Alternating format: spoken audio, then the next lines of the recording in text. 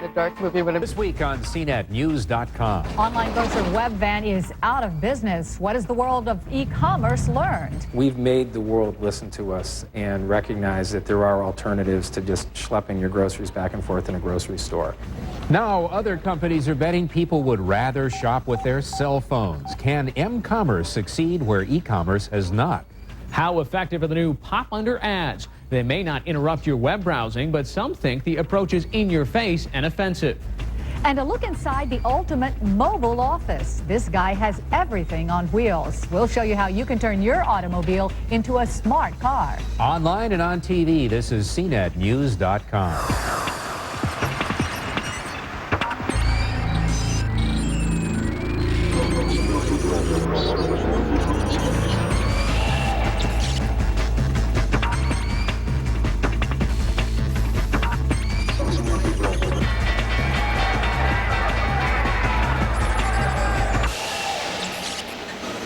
Good afternoon, everyone. Thank you for joining us. I'm Sydney Kohara. And I'm Richard Hart. You're watching CNETnews.com, the leading source of tech news and information. Well, the clock ran out for online grocer Webvan this week. For many, the ambitious startup was a symbol of the possibilities of the internet. But to others, it embodied what caused the bubble to burst. Well, here with the history and reaction is Melissa Francis. Melissa, what went wrong?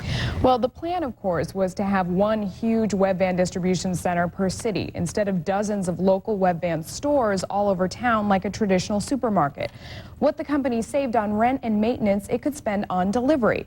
It sounded like it might work, but from the day the first distribution center came online at a cost of tens of millions of dollars, there were doubts. But I caught up with one of the last Webvan managers hours after the Chapter 11 announcement, and even then, he hadn't given up the faith.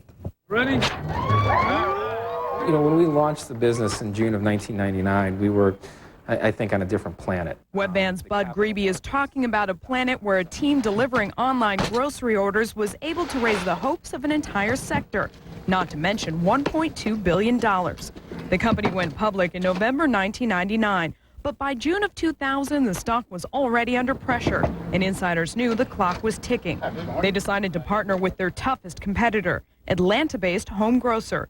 That way, the company could expand its customer base and revenues in an instant without burning cash and time building pricey high-tech facilities. Then CEO George Shaheen. It's too good to fail. But 10 months later, Shaheen was out. Threatened with delisting, the company was forced to stop delivery in 3 major cities. And replacement CEO Robert Swan struggled to find the cash to continue. Our model will work. It'll work on a national scale over time. However, our model to work on a national scale requires capital. They were spending more money on buying products than they sold it for. Eventually, they were going to run out of money. According to Forrester research analyst Rob Rubin, the margins were simply too thin to support the automated distribution centers stocked with endless choices and home delivery on demand. That's great for consumers, but that's a terrible way to run a business because it means that you're very inefficient. It costs a delivery house something like $150 an hour to deliver groceries. So you really need to jam that hour in with as many deliveries as possible to make it pay. Webvan was doing less than 2 deliveries an hour on their average route. Let's get some peas and chicken. That doesn't mean that the concept of online groceries is dead. Industry analysts believe that what's history here is the pure play. Though competitor Peapod has yet to turn a profit, they've stayed afloat with the help of Royal Ahold, which owns several brick-and-mortar supermarket chains in the U.S. According to Rubin, the bricks and clicks combination is the only way to reduce costs enough to stay in business. They have the only chance to make it work. Really, the brick-and-mortar retailers have what a Webvan needs. They have buying power, and they have a cheap way to acquire customers. Advertise at checkout. It's a much cheaper way to acquire customers. The lesson for investors and other sectors of e-tailing, a company can't survive if the metrics don't make sense. And from the beginning, there were many who wondered if Webvan could ever make the margin work. Were they right in the end? You know, our operating metrics have actually been very positive. We made tremendous progress in the first 6 months of this year, reducing our operating losses, lowering our cash burn, and really improving that gross margin in every order we delivered. So that wasn't the problem. The problem is our customer base just didn't grow to the level we needed to give us the revenues to move forward. we're very confident that this idea is here to stay. If not today, maybe not under the Webvan name, but it is the future. On Friday, another much smaller online grocer suspended operations. HomeRuns.com was serving customers in Washington, D.C. and Boston, but the company ran out of cash. Melissa, Webvan shut its doors so suddenly on Monday. I mean, were people expecting deliveries on Monday? What happened? Absolutely. I know I was. They had about 750,000 active customers at the time that they went under, and anyone who had an order in the next week, they didn't send them an email or let them know or anything. You just assumed you saw it on the news and you weren't getting your food. And you had an order that was never delivered? That's right. I had to go to the supermarket. If there is any good news here, it is that much of the food, the perishables that were in the warehouses, were donated to agencies that needed them. So kind of a silver lining. Thank you, Melissa. Well, it's been tough selling goods via modem online for most e-commerce players, but today there are as many as 200 companies worldwide placing their bets on the wireless web and something called m-commerce. When it comes to shopping, many believe the next killer app will be mobile. I think mobile commerce is really going to define the e-commerce of the future.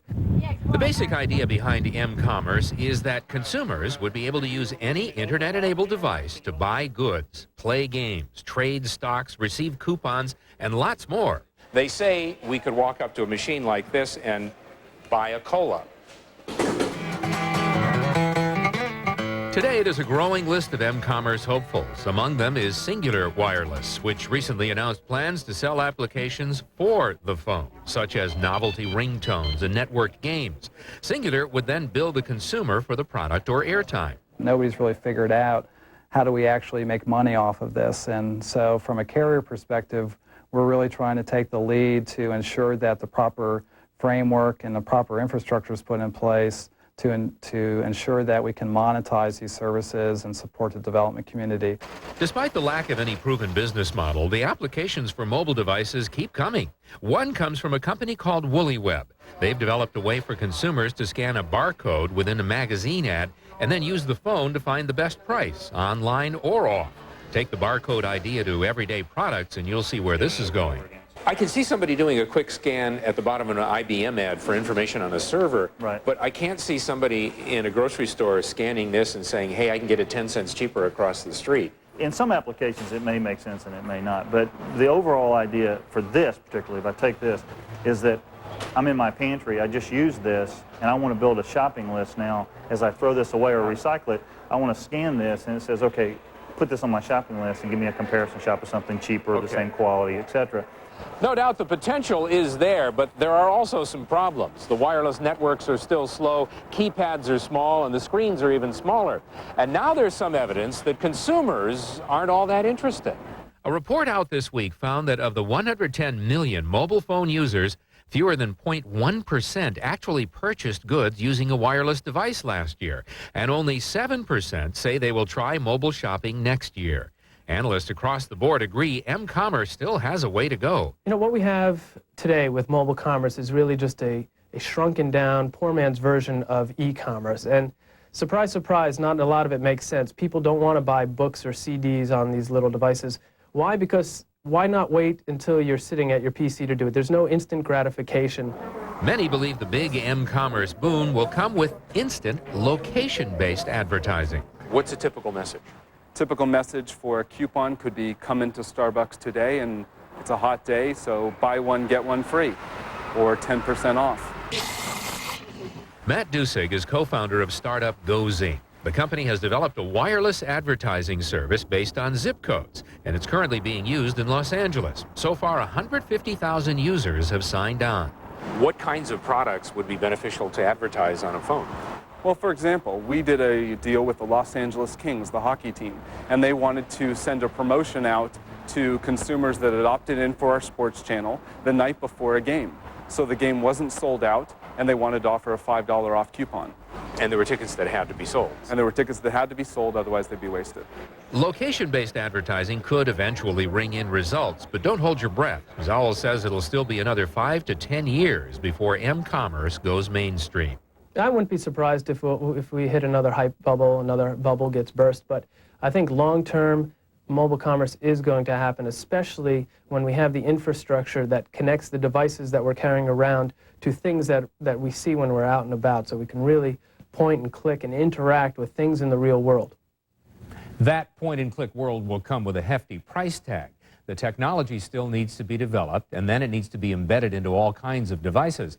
Oh yeah, don't forget companies need to develop those pesky business models too. What seems to be working now are time-sensitive applications, such as being able to book an airline ticket or trade stocks on your portable device. I still like to write out my grocery list. Same here. Still ahead on CNETnews.com, are those new pop-under ads the wave of the future, or a quick way to aggravate potential customers? And it's been about a month since Orbitz launched its battle for the money-making online travel sector. Who's winning? We've got the numbers.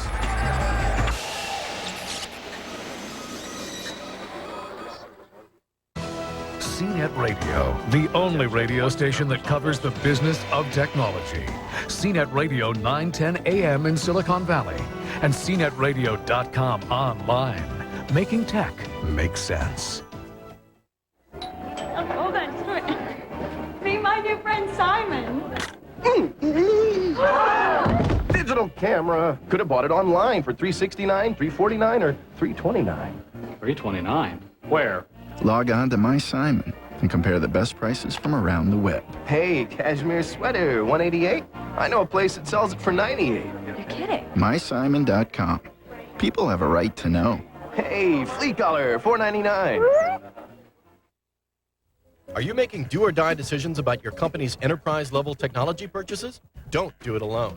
CNET Enterprise delivers everything you need to know before you buy enterprise software and e-services. On CNET Enterprise, you can compare features on more than 800 software products and find unbiased opinions from analysts, users, and our editors. Let CNET Enterprise help you make informed decisions that save you time and money on the front end and the back. CNET.com, the source for computers and technology. CNET Radio, the only radio station that covers the business of technology. CNET Radio 910 AM in Silicon Valley and CNETradio.com online. Making tech make sense. Dennis Quaid is more than a movie star. He'll be rocking at this summer's biggest party, the Bank of America Taste of Beaverton, with the Average White Band, Curtis, blues greats Roy Rogers, Maria Muldaur, Alejandro Escovedo, and Zydeco King C.J. Chenier. 3 days of music, children's fun, fine arts and crafts, delicious tastes, and premium beverages. Always the best music value of any summer event. Pick up the pizza and see Dennis Quaid at the Taste of Beaverton.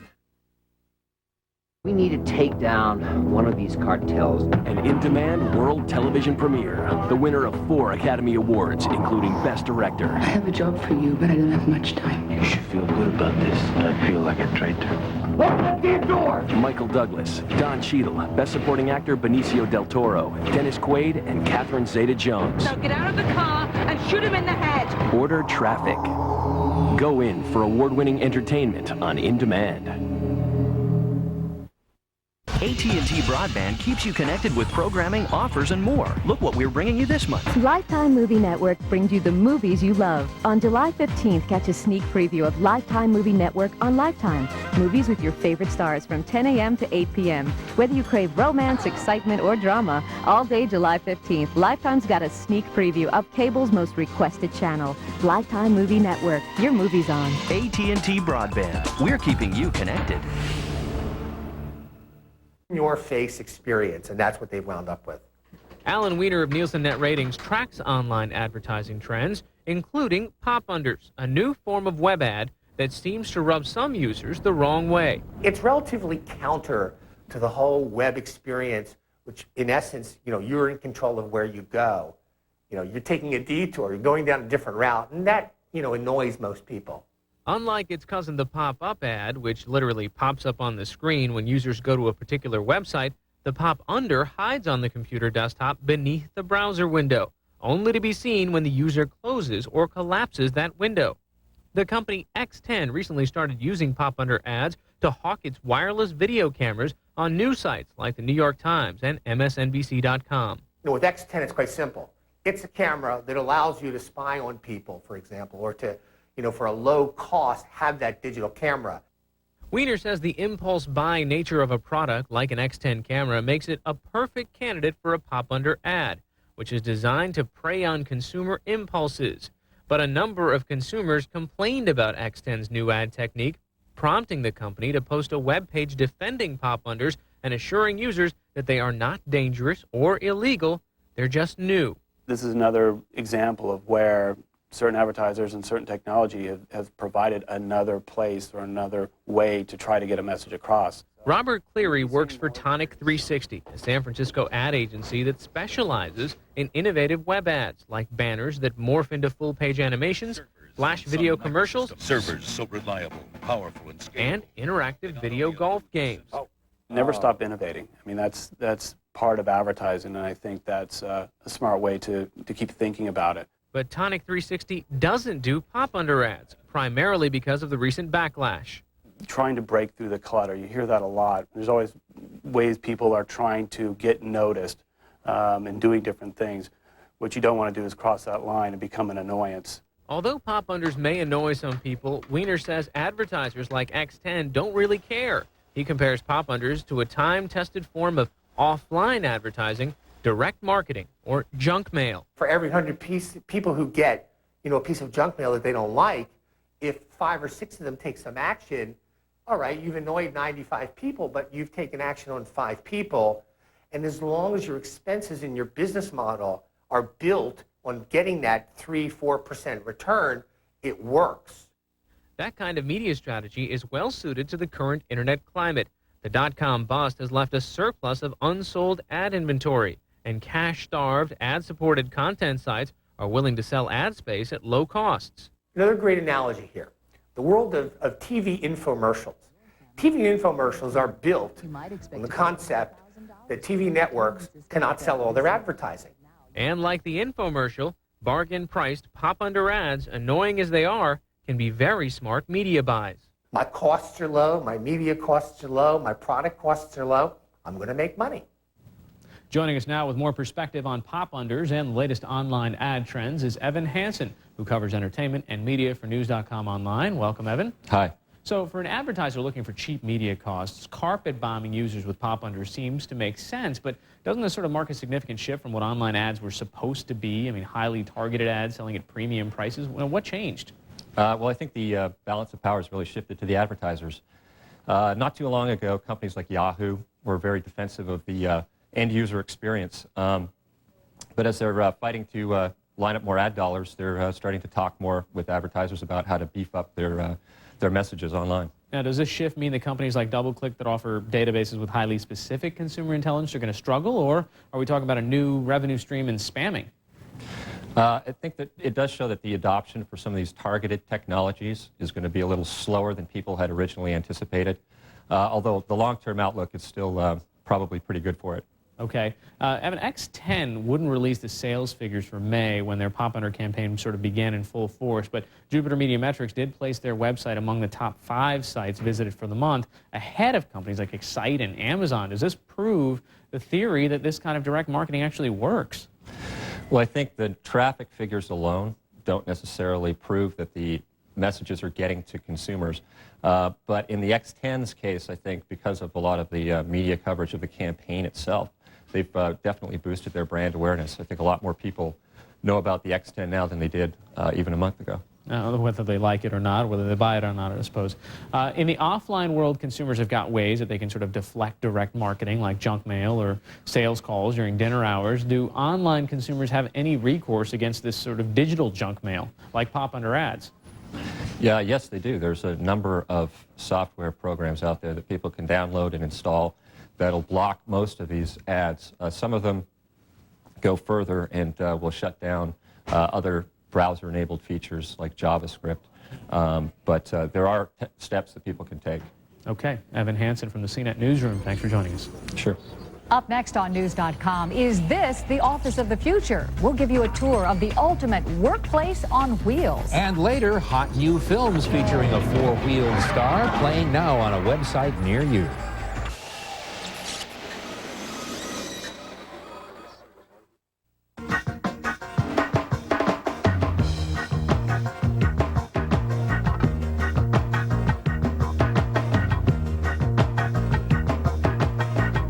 We've reduced the reasons for not buying a Lincoln to a nice round number.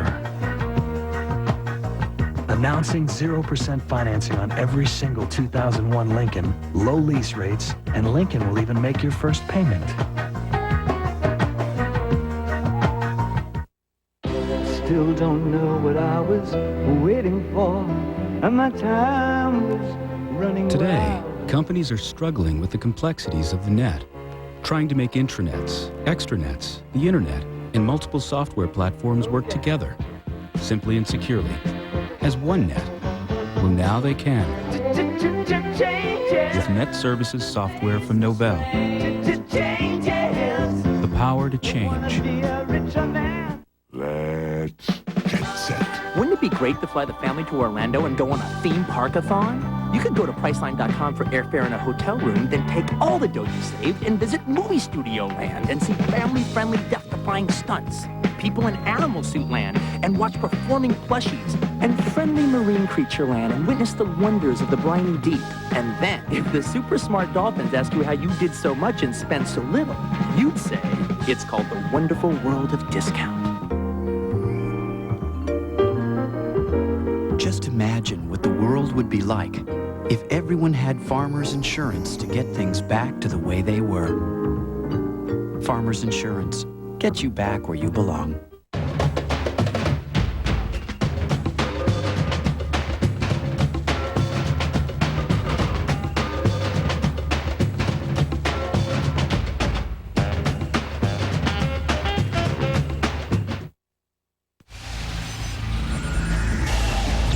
Telematics. Fancy word, right? Even sounds a bit intimidating. Well, it's a word you're going to hear a lot. Telematics refers to the blending of computers and wireless communications technology for the automobile, allowing you to send email, shop online, even create the office environment in your car. Just this week, software giant Oracle announced that it's jumping into this field by teaming up with telematics company Wingcast to build applications for the car. Oracle CEO Larry Ellison predicts that telematics will be a $42 billion industry by the year 2010. But you don't have to wait that long to see the wired car is already here. Bruce Jones is a real estate agent in San Ramon, California.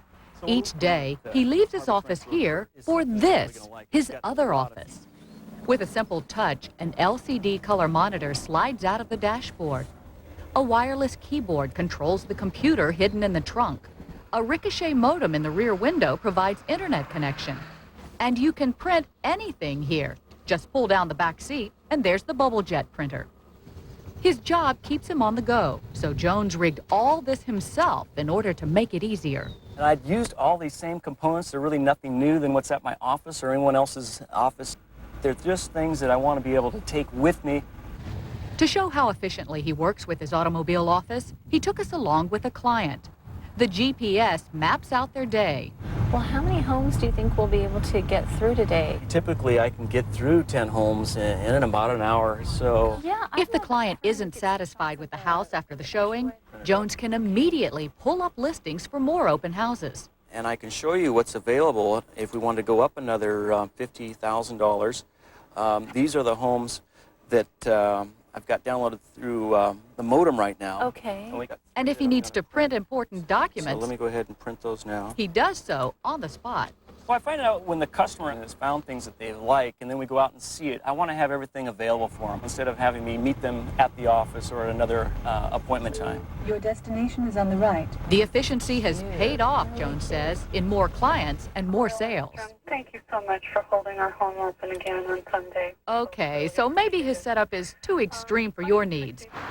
But analysts say auto manufacturers and several tech companies are betting you'll want some aspect of what Jones has in his car. We're projecting that in about 2 to 3 years, over half of vehicles will have some sort of basic telematics capabilities in them just off the factory line. Yet the development of telematics has been slow. Number, please. 2. 2. 4. 4. What's being offered by car companies now is primarily safety and security features. Analysts say GM's OnStar system has made the strongest showing in that market. OnStar Center, Melvin speaking. How can I assist you? Here's an example of one of its services. OnStar Emergency. It has an airbag deployed in your vehicle, please. If you're in an emergency, pressing the OnStar button connects you to an operator who uses satellite technology to dispatch help to you. as this corporate video demonstrates. All right, I've called the police. I'm sending them to your location.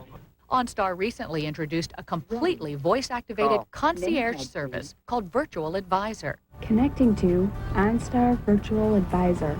Good afternoon. The company plans to offer more voice-activated services for drivers. News now features the Wall Street Journal. Analysts say it's a smart move. Give my lottery results. Because voice activation is driving the future of telematics. What you'll see is as people start to be much more sensitive to the safety issues, as states pass a lot of the legislation restricting the use of handheld cell phones, people will start looking to have built-in capabilities into the vehicle. Real estate agent Jones says he would like this service now. There is the tendency to want to be able to do some of the things while you're driving, especially stuck in traffic and so forth. And voice activation, I think, is the key to having some of that done in a safe way. That's what Mobile Aria in Mountain View, California is developing. CEO Mike Orr gives us a preview of a voice activation service they will soon be test driving. Business Finder. Please choose a category. ATMs.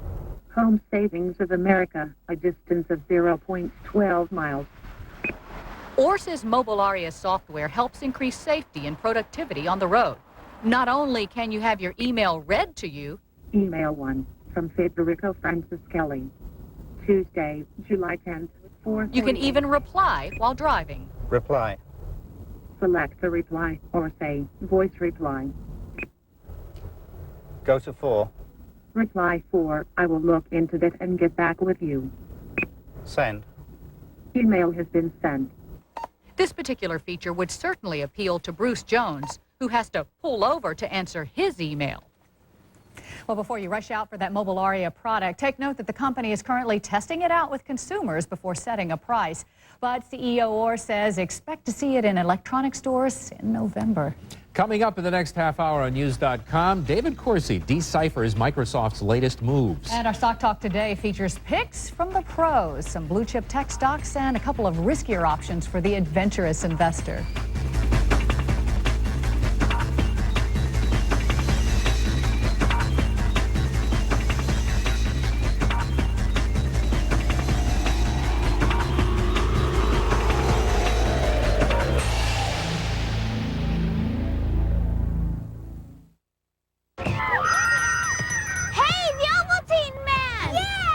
No kid can resist the taste of rich chocolate Ovaltine. It's yummy. It's chocolatey. This chocolate looks terrific. Isn't Nesquik? No, it's rich chocolate Ovaltine. Kids love Ovaltine's rich chocolate taste. And Ovaltine adds vitamins and minerals that Nesquik powder doesn't. Why give them Nesquik when you can give them more? And there are more vitamins and minerals in Ovaltine.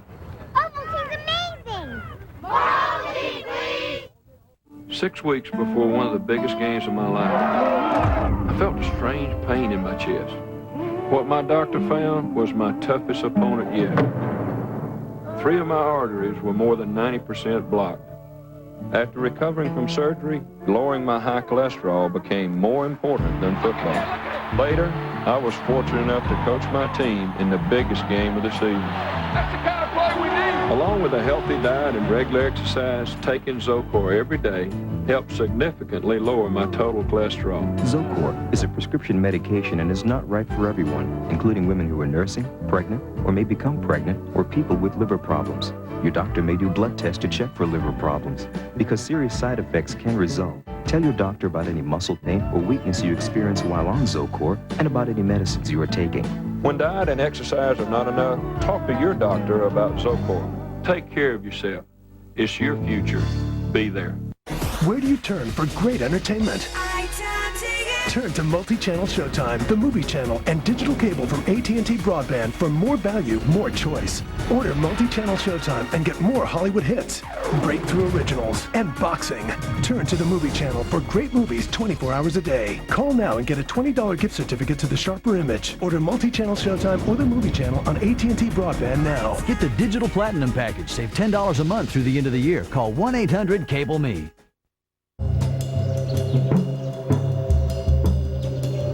The fact is, forests need to be felled to build houses.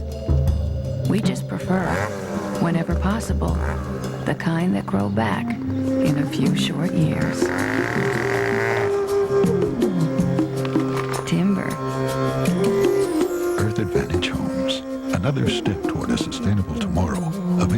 today through Portland General Electric.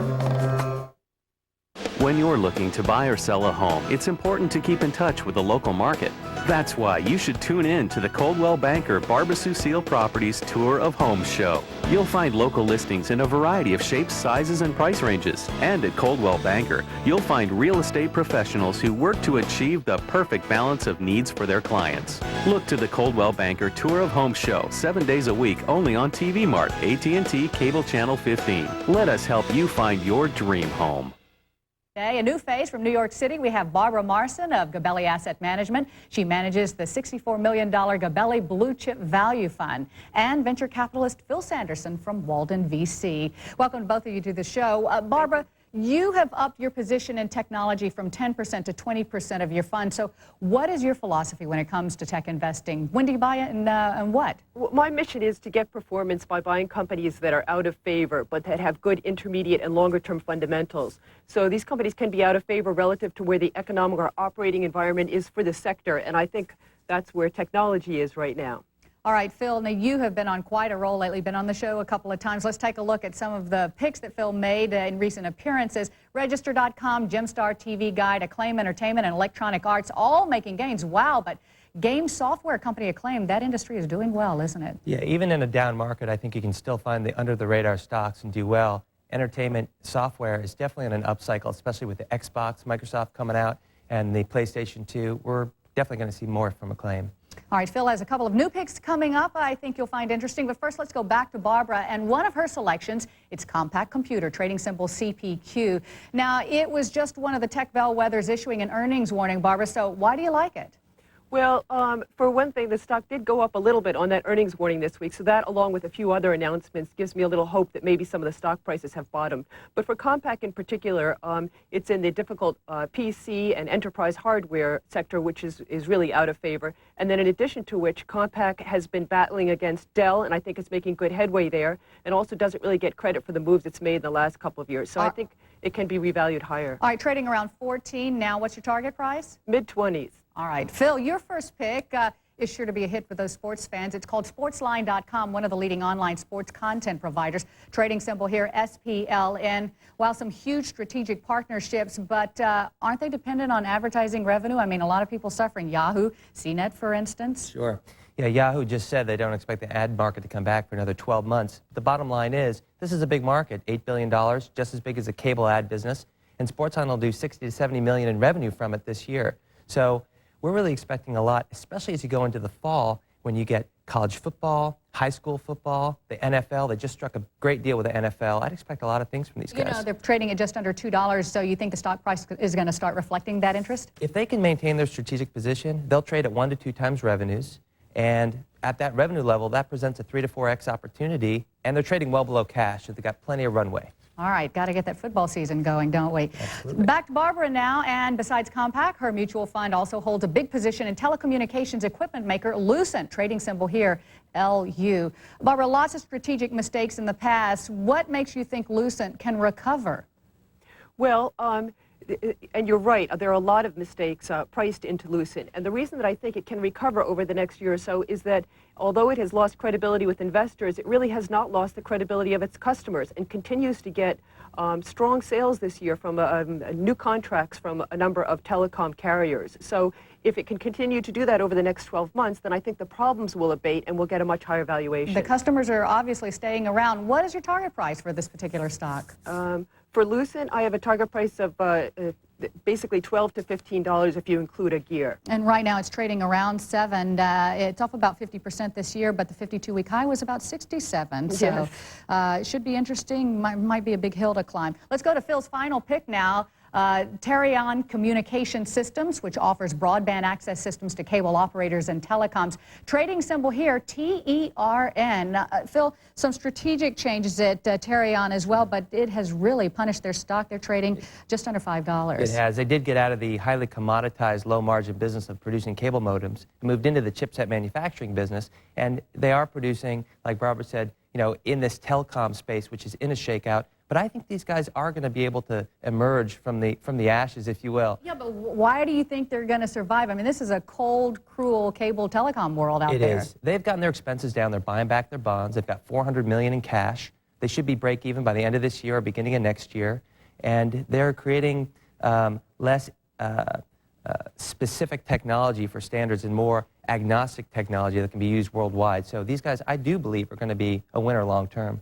All right, quickly recapping our picks from the pros today from Barbara. We have Compaq and Lucent and Phil's picks, Sportsline.com and Terion. My thanks once again to Barbara Marson from Gabelli Asset Management and Phil Sanderson from Walden VC. Coming up next, we'll talk to the authors of a new book about the rise and fall of New York's Silicon Alley. And 1 month after its splashy debut, we'll see how the Orbitz travel site stacks up against the competition.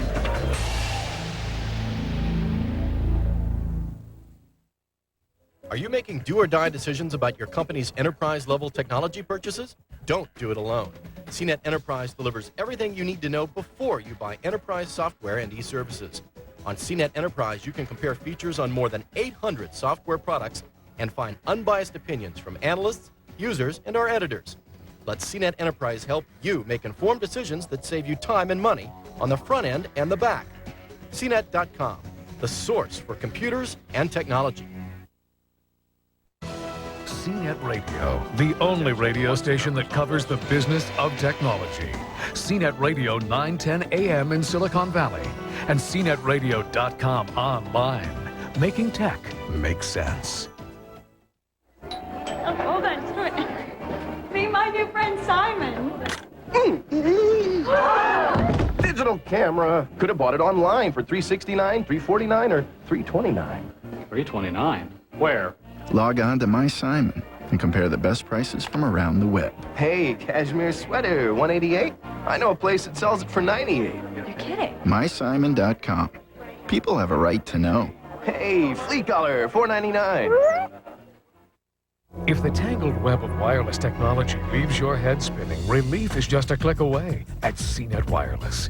We'll help you make sense of the wireless world, navigate through the maze of wireless products, and get you smart before you buy. From cell phones to service plans to PDAs, CNET Wireless educates you on the best products at the best prices. Get smart about wireless technology. Log on to wireless.cnet.com. CNET.com, the source for computers and technology. CNET Radio, the only radio station that covers the business of technology. CNET Radio 910 AM in Silicon Valley and CNETradio.com online. Making tech make sense. The Big Apple is considered that because it does everything bigger and better. The inflation and deflation of the internet bubble was no exception. A new book out called Digital Hustlers chronicles the rise and fall of Silicon Alley. Joining me now are the book's authors, Casey Kate and Stephen Weiss. Thanks for joining us. Thanks for having us. So first off, what's the big difference between the Silicon Alley and Silicon Valley? One major difference is how much the New York City internet community was shaped by the industries that surrounded it, from advertising to publishing to finance. A lot of the entrepreneurs who we profile in the book didn't come out of technology, but actually jumped in from other careers, even the theater and the arts. And that really made New York the center of the content business on the internet as well. Now, you know, it's obviously got a reputation as a big media town and also as a big party town, and some of the stories that you chronicle here are very different than sort of Silicon Valley parties. I mean, kind of give us a quick glimpse, if you will. Partying was a huge aspect of the business culture. That's where people did their deals, made their partners, but some of them really had a theme of excess, you know, as the rule. One example was Josh Harris's millennial New Year's Eve party. He spent $1 million. It went on for 30 full days in 2 downtown warehouses. And partying really became part of the business structure as well in terms of networking and meeting people. It was really important after you were working 80 hours a week to have this opportunity to meet more people and network and party. Now, you two were sort of both part of this bubble rising and falling. One of your startups that you worked for was successfully acquired, another one not such a great success. How did that sort of get incorporated into the book here? Well, I think it really taught us what this was all about. It really gave us a background understanding of just how intense the lifestyle was of trying to run a company and being young. And it also really attracted us to these entrepreneurs. We're both the age now that many of them were when they started their companies, 25 and 26. There's definitely a feeling here that a lot of these players were completely out of their league. They were too young to understand the business space. Did you get that? There were a lot of people that didn't have business educations either, and they didn't come into it with MBAs, but they really got a fast introduction to the business world. But a lot of people were also removed after the company started to grow by the venture capital that put in the money, decided that they needed more experienced management. And there were also a lot of successes. DoubleClick is Silicon Valley's biggest company, online advertising pioneer. You know. Is this shakeout more severe when you walk around the streets of Manhattan? I mean, when you, I guess, talk to 20-somethings? I mean, here in San Francisco, there's definitely kind of a general malaise, but is that the same case? Is it worse there? Most of our friends are unemployed at this time. It might be worse than New York because so much was content focused, but on the flip side, a lot of people are being reabsorbed into their, the industries that they came out of. Advertising and publishing. So they're kind of going back to basics over there. Here, you might go back to Intel for a big job. There, you go back to some advertising house. Right. How, I guess, if you had to sum it up, what are some of the lessons that maybe Silicon Alley has learned overall? Will people now commit to working 14, 15 hours a day for stock options ever again? Not for the foreseeable future, but I think we're all kind of entrepreneurial in spirit, and people really saw it as a great opportunity. I don't know if people have strong regrets. I think people would do it all over again. Yeah, and it might not be the internet, but it might be another industry. It might be a new technology that gets people going. What are some warning signs that you would tell people to caution? And how would you spot a digital hustler if someone made you an offer that's too good to be true? I think that was definitely part of it. It's hard to separate excitement from irrational exuberance. Those things got confused. So to be careful is the most important thing. Casey Kate and Stephen Weiss, authors of Digital Hustlers. Thanks for joining us today. Thanks again. It has been just over a month since Orbit, the online travel site backed by the major airlines, launched, setting off a battle in this red-hot sector. Well, now the report card is in. Melissa Francis joins us again this half hour to tell us how the new site measures up. According to new numbers from internet tracking firm Nielsen Net Ratings, Orbitz drew more than 3.7 million travelers during the first month of operation. They may not have crushed the competition. Travelocity and Expedia, after all, had more than twice as many visitors during the same time period. But they did announce their presence in one of the few online sectors actually turning a profit and making money for investors. Travelers have made Orbitz a destination of choice since its launch last month. That's welcome news for Orbitz CEO Jeff Katz. There was a giant spike in the first week, then a little more what I'd call normal flow the second week, and it's jumped back up crazy because there are these giant fare wars happening now. But even with that traffic, Orbitz has not surpassed the two travel titans, Expedia and Travelocity.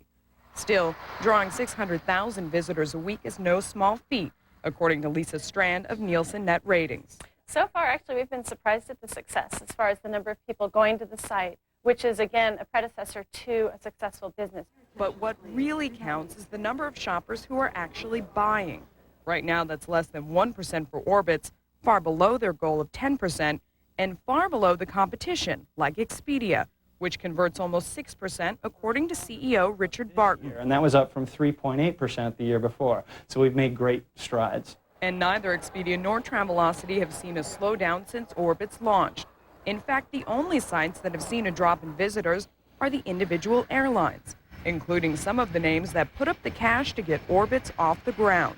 We see Orbitz actually being more of a threat to the mid-tier airline and also travel partners, some of the smaller sites that aren't as big as the Expedias and Travelocities. Acclaimed Katz answers with the same mantra we've heard all along, that in the $3.7 trillion a year travel space, there's no need to focus on the competition. Overall, I don't think we're cutting into anybody.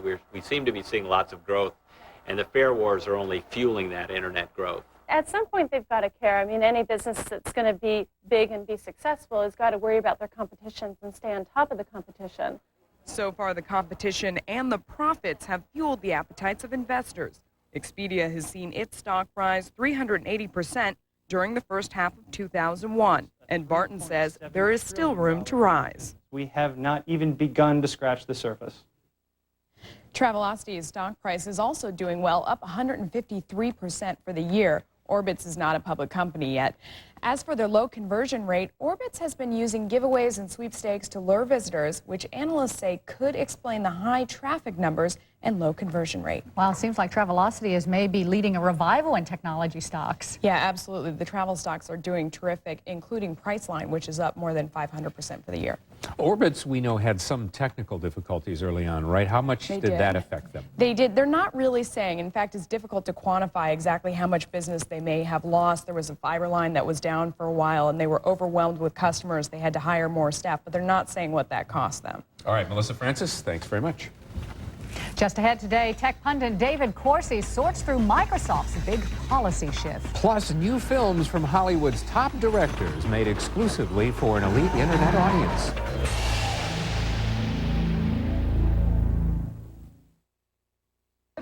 Still don't know what I was waiting for, and my time was running Today, companies are struggling with the complexities of the net, trying to make intranets, extranets, the internet, and multiple software platforms work together, simply and securely, as one net. Well, now they can. With Net Services software from Novell. The power to change.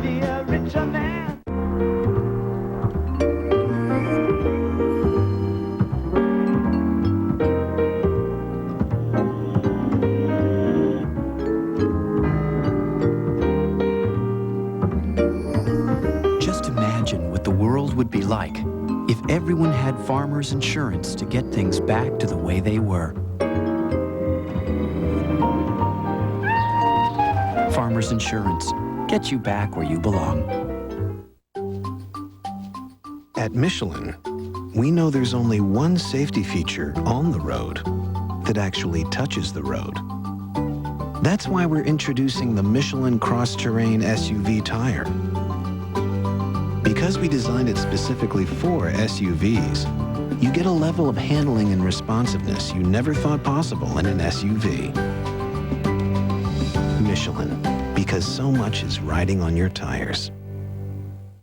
In a world where financial services come in shades of gray, ING Direct introduces the Orange Savings Account, where everyone earns the same high 4.75% rate, with no minimum balance requirements and no fees. Still think there's a catch?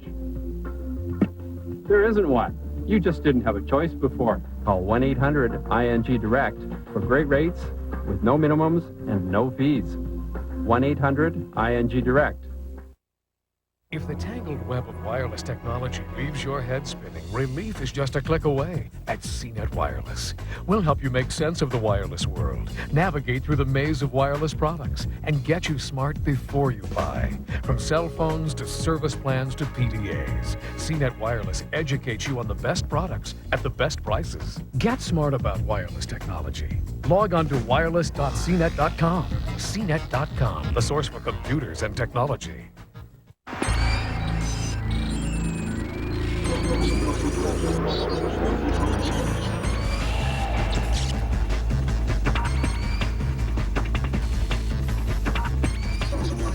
Are you interested in the latest films from Hollywood's hottest directors? Well, if you want to see Ang Lee's artistry or John Frankenheimer's newest action sequences, look no further than the web. BMW commissioned a series of short films that are generating a big buzz. And the latest installment, Powder Keg, will debut next Thursday. The online films are part of a very targeted advertising campaign that appears to be a big hit. 5 short films by Tinseltown's hottest directors. Some feature the kind of action-packed car chases you'd expect from Hollywood, while others feature recognizable faces. Why are we going so slow? Excuse me? But make no mistake, the real stars here are the cars. BMW insists these are short films, not long commercials, and the company has allocated a Hollywood-sized budget for each production. Yet it chose a very limited distribution channel, making the films available only online. Jim McDowell, Vice President of Marketing for BMW North America, explains the idea behind this new advertising campaign. Without a doubt, the BMW buyer 85% of them are already on the web before they buy their car. They're fast track, energetic, very bright people, and they like new technology. Because of that, we thought, well, let's just do something completely different. Let's try and entertain them directly on the web. And that's what led to BMW Films. Price of admission? Register your name and email, then sit back and watch. To make the viewing enjoyable, you need to have broadband access. But consider this, just 9% of those who use the net at home have high-speed connections, while roughly 28% of the total workforce have broadband at the office. So this isn't exactly a mass marketing campaign. Let's see here. Internet analyst Jarvis Mack of Nielsen Net Rating says BMW is steering towards a specific crowd. When you have broadband content, like a short film, for example, you attract a broadband audience. And the thing with the broadband audience is that it correlates very highly with a more affluent demographic. And that's what BMW is trying to reach. According to Nielsen Net Ratings, 42% of the visitors to BMWfilms.com in May reported a household income of $75,000 or more. The site attracted twice as many men as women, and nearly 2/3 were between 25 and 54 years old. Get down. So the film site is allowing BMW to zero in on its target consumer, like San Francisco resident Tom Tyra, who has seen all the films. I like the fact that they were willing to entertain me. I like the fact that they were willing to use different channels. But using an online short film to brand a product is nothing new. Ford Motors also has a short film series by new directors, airing on Atom Films. Yet analyst Jarvis Mack says BMW has created innovative ways to extend its brand online. BMW billed this as a film festival and ran commercials on TV and radio promoting the event. It customized the QuickTime player into the BMW Interactive Film Player, which offers larger versions of the films and includes DVD-like additional content and sits on the viewer's desktop. Mack estimates more than 1/3 of the viewers are downloading the player. Let's try again. Viewer Tom Tyra points to another element of BMW's success, quality. You see so many different, digital streaming over the internet, and so many of them are so one-dimensional, and they're very poorly done, and it's very cheaply done. And for them to go out and spend the right amount of money and use the right amount of resources to do this correctly. But the question remains, will it get the consumer to go out and buy a BMW? I think it's ambitious to say that the goal is to get people to buy cars just by watching a short film. However, a more modest goal of building a relationship with the consumer is certainly feasible, and that's what they're doing. It certainly worked on this consumer. Tyra recently bought a car. He didn't get a BMW, didn't even consider it, but he's far more interested in their cars now. After viewing the films, I was definitely more interested to find out what the vehicles that BMW had in their lineup. And right now, I'm not in the market to buy a car, but they definitely planted a seed for me to buy a BMW later. The series is called The Hire, and it's definitely driving traffic to BMWfilms.com. The site had a big jump in traffic in May when the first film debuted, and that popularity carried throughout the month of June. And then we're going to see what happens now when the final installment comes out in another week. Exciting. Yeah. Driving traffic, I get it. Thank you very much, Hari Srinivasan. Some significant developments on the Microsoft watch this week. First, the company's prediction of better than forecast earnings this quarter, sending all the U.S. markets upward. And then there was that change in behavior. The software monopoly says it will allow computer makers to customize computer screens with direct links to Microsoft rivals. CEO Steve Ballmer admitted that it was in response to last month's appeals court ruling. The court said that making it impossible to remove Internet Explorer violated the law. Specifically, PC makers now will have these options. Remove Internet Explorer components from the Start menu. With the Add Remove Programs feature, they can use that to remove Explorer components. On the desktop, they can place icons for whatever programs they choose right on Windows Desktop. And this is retroactive. It applies not just to Windows XP, but to 98, 2000, and Windows Me.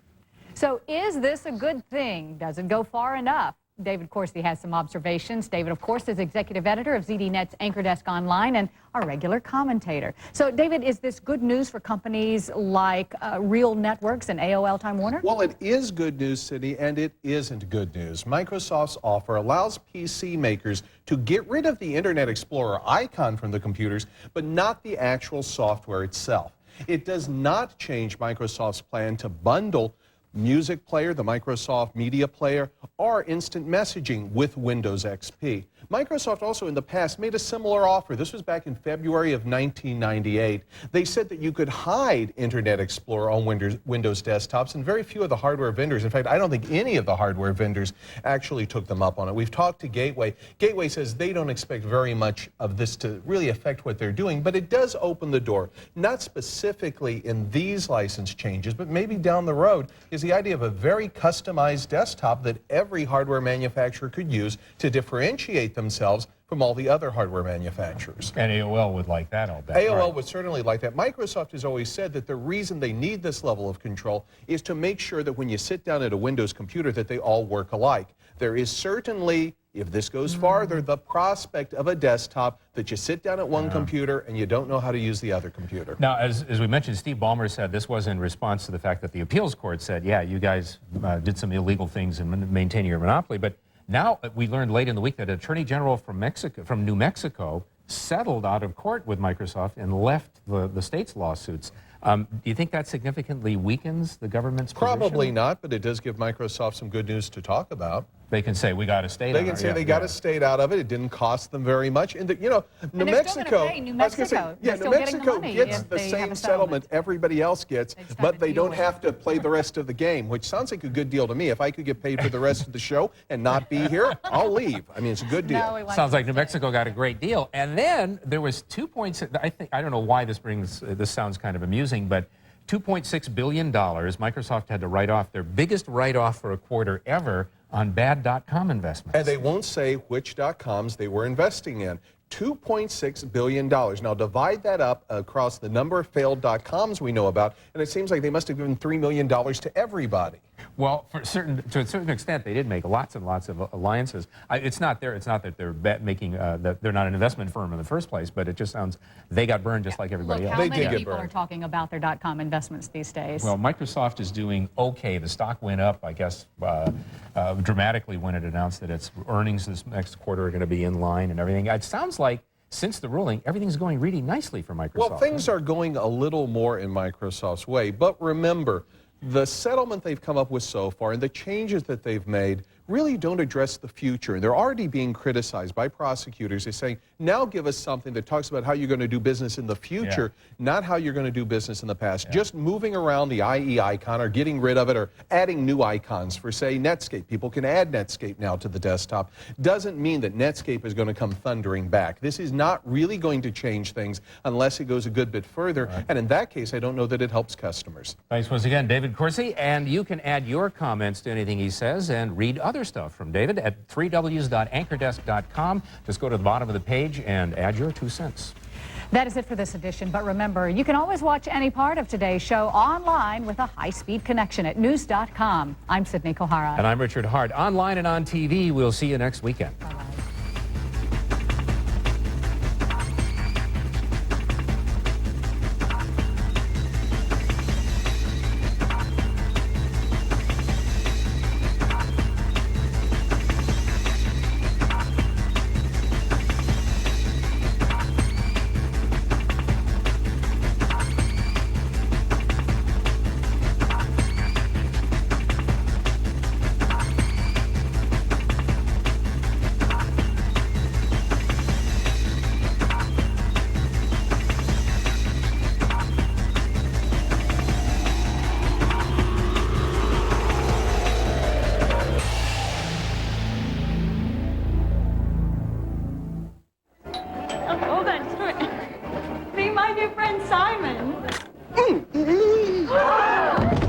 Camera. Could have bought it online for $369, $349, or $329.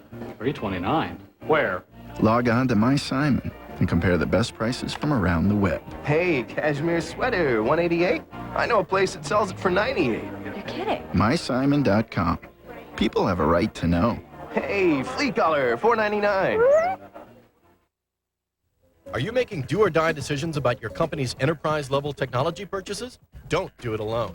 CNET Enterprise delivers everything you need to know before you buy enterprise software and e-services. On CNET Enterprise, you can compare features on more than 800 software products and find unbiased opinions from analysts, users, and our editors. Let CNET Enterprise help you make informed decisions that save you time and money on the front end and the back. CNET.com. the source for computers and technology. If the tangled web of wireless technology leaves your head spinning, relief is just a click away at CNET Wireless. We'll help you make sense of the wireless world, navigate through the maze of wireless products, and get you smart before you buy. From cell phones to service plans to PDAs, CNET Wireless educates you on the best products at the best prices. Get smart about wireless technology. Log on to wireless.cnet.com. CNET.com, the source for computers and technology. The home of the Senior PGA Tour, CNBC.